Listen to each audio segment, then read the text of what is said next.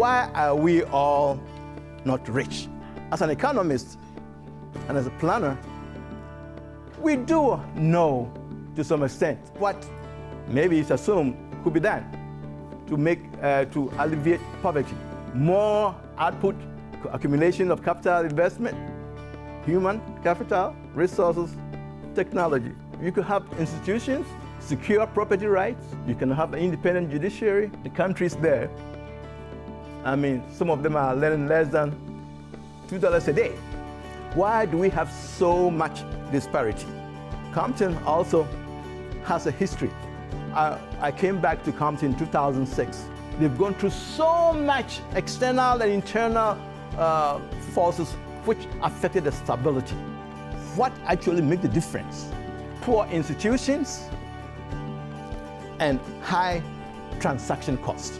Yeah, it seems I'm digressing, but I have to go into this area before we understand why we are all not rich.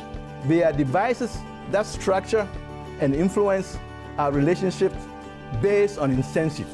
Let's talk about McDonald's. We all know that, you can get your hamburger, at $5 in CDA from McDonald's, and then you can get the same price.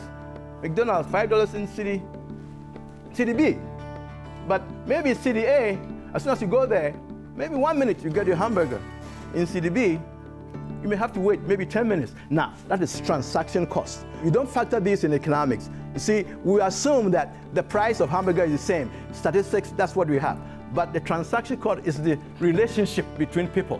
What we've been talking about, all these funds going to third world countries, and then also funds, in the US, and then we can't really see the result. The stereotype is not a one-time thing.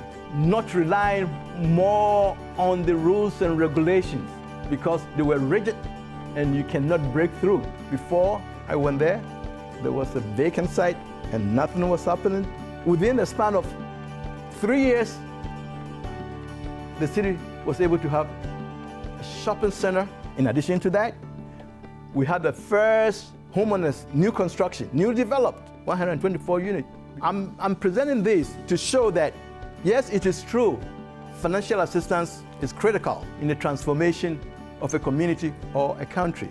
But at the same time, the environment should be conducive if we can understand the informal components of development, take their root from what I had indicated, beliefs, learning process, and how we'll be able to transform our biases and make it more objective, because there's no such a thing as a universal reality.